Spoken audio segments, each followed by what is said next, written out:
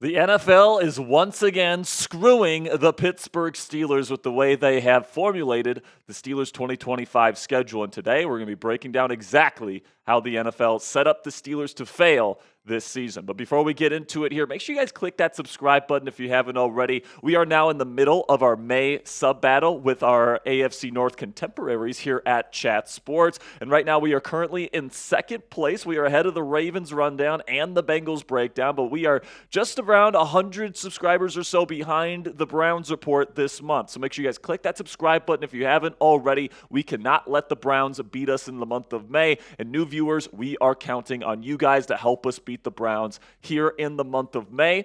When you were talking about new subscribers, it can't be the real ones that are already subscribed, right? It has to be the people that haven't clicked that subscribe button yet. So if you want free, informative Steelers content on this channel every single day, and you want to help us beat the Browns, make sure you click that subscribe button and join our family today. So the Pittsburgh Steelers this year currently have the number 9 toughest schedule this season, according to all the different metrics that you look at with the expected wins with the various opponents that the Steelers are going up against. They have a top 10 toughest schedule once again this year, but that's not it. Specifically, it's going to be tough down the stretch. So the Pittsburgh Steelers are actually going to have to once again have a fast start to their 2025 season, just like they needed to have a fast start in the 2024 campaign. This year, their first 6 weeks, pretty manageable. You're on the road at the New York Jets. They have a first-year head coach. I think a lot of stuff is still going to be needing to be figured out there with the Jets in New York, so that's a very winnable game. Then you have the Seahawks. Sam Darnold, it doesn't really handle pressure all that well. I think that the Steelers and their pass rush match up very nicely in the home opener this year. Then the Patriots, new head coach. You got a second-year young quarterback. That's certainly winnable. Then you got the Vikings in Dublin. I think that the Vikings or the Steelers will certainly have the home field advantage there with the massive Irish fan base that they have there in Dublin. And then they have the week 5 bye. And then, of course, we know Mike Tomlin's excellent off of bye, and they get that home game against the Browns. So that's a very manageable first 6 games of the year. But then after that, things get really, really tough for the Pittsburgh Steelers once again, where after the first 6 weeks, the Steelers actually have the toughest schedule in the entire National Football League yet again. So in just a second here, I'm going to be breaking down all the ways that the NFL is screwing the Pittsburgh Steelers in the second half of their schedule. But first, I want to tell you about our sponsor today at Mando Whole Body Deodorant. And spring is in the air, and the weather is warming up as a result. And I'm most looking forward to taking my dog out for long walks and going to watch a couple of baseball games with Cassie and Coop this summer. I'm looking forward to it even more because I've started using Mando Whole Body Deodorant, because unlike some other deos I've tried, it can actually handle anything. Mando is safe to use anywhere on your body and is clinically proven to block odor all day and control odor for up to 72 hours. Also, Mando's entire line of products are baking soda free, paraben free, and you can choose from a variety of fresh scents like bourbon leather, Clover Woods, Mount Fuji, or Pro Sport. Mando has a special offer for our listeners to get $5 off a starter pack with our exclusive code and link. Just use code CHAT at shopmando.com. Now, personally, guys, what I love from the Mando line of products is their body wash. I also use their stick deodorant as well.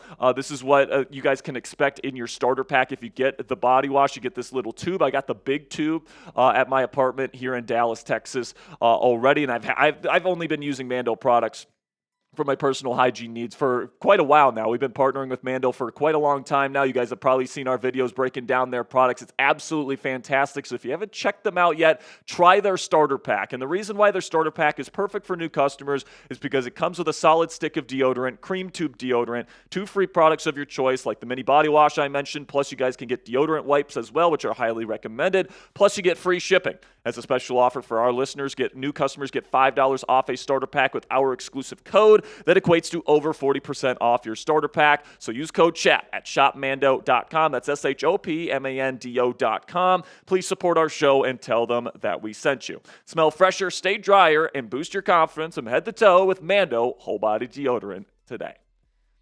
So when it comes to net rest days, so this is taking into account the Steelers' opponents and how many rest days they have an advantage for and how many they don't have an advantage for, and then you take the composite score, they are -4. So that is tied for 8th worst in the National Football League, all right? So just generally speaking, the Steelers' opponents have more rest days in preparation to prepare for the Steelers than the Steelers have to prepare for their opponents. For example, in Week 7, a short week on the road versus the Cincinnati Bengals is really when this gauntlet kind of starts. Road games on a short week are very, very difficult to win, and that's going to be definitely a test for the Pittsburgh Steelers against the Cincinnati Bengals on the road. Then in Week 10, you have a West Coast night game, which can be very taxing on players' bodies, and then the fact that you're going up against a very physical Los Angeles Chargers team doesn't make it any better for the Pittsburgh Steelers whatsoever. Then in Week 11, you're playing you're playing a Bengals team at home that is coming off a bye. So they have a full week of extra preparation to go up against the Pittsburgh Steelers at Acrisure Stadium, and that certainly is going to give the Steelers a disadvantage heading into that game. Then in Week 13, you have a 3-day rest disadvantage versus the Buffalo Bills, who have 3 extra days of rest to prepare for the Pittsburgh Steelers. Same thing goes in Week 14 when you travel to Baltimore to take on the Ratbirds. They have a 3-day rest advantage versus the Steelers that week. So 2 straight weeks in a row, you're playing against 2 bona fide Super Bowl contenders on a rest disadvantage in the middle of your season. Then in Week 16, technically it's a short week for you because you played on Monday Night Football.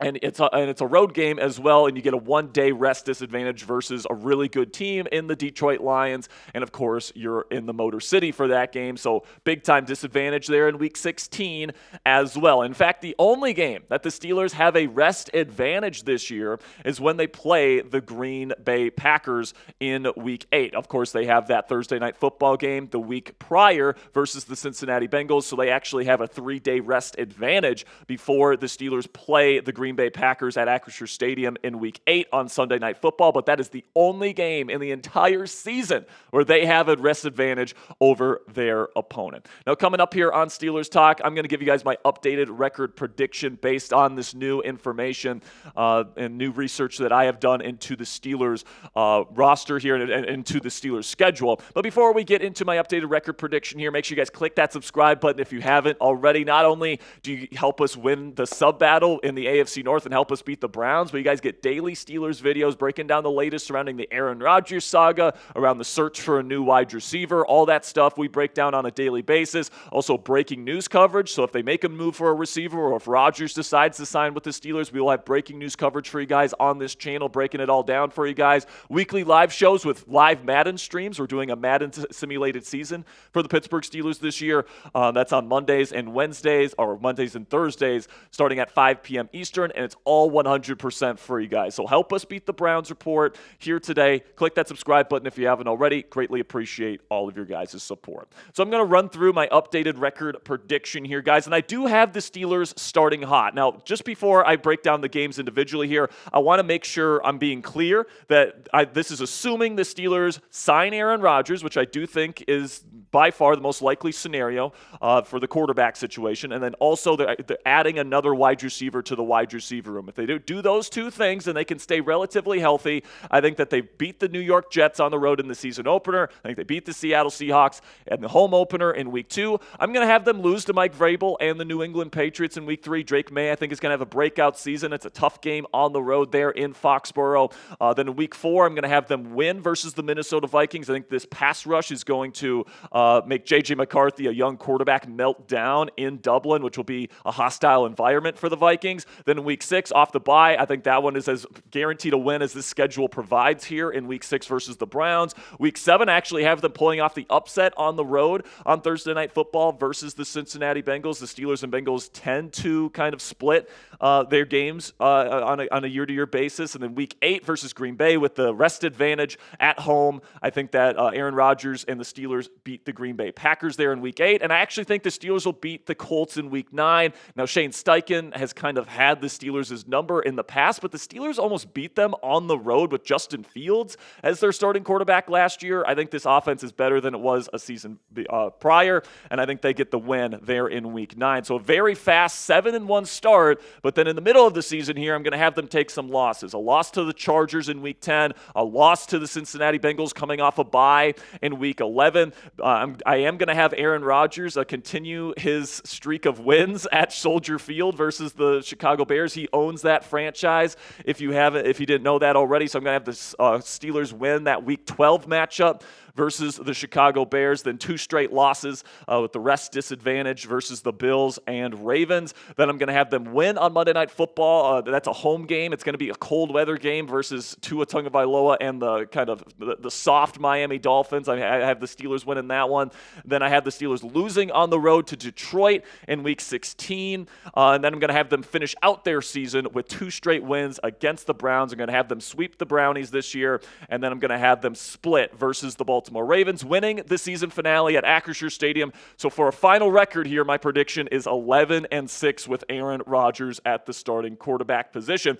And listen, man, call me crazy, and a lot of people will. A lot of people are expecting the Steelers to be a third-place team or to win 9 or 10 games this year. 11 games seems like too much for some people, and I understand why. Steelers could certainly win less than 11 games, but when I look at the schedule, even with the disadvantages, this is a team that got 10 wins with Kenny Pickett, Mason Rudolph, and Mitch Trubisky. And I think that this team, with Arthur Smith at offensive coordinator instead of Matt Canada, Aaron Rodgers at quarterback instead of Russell Wilson, TJ Watt hopefully staying fully healthy for an entire season.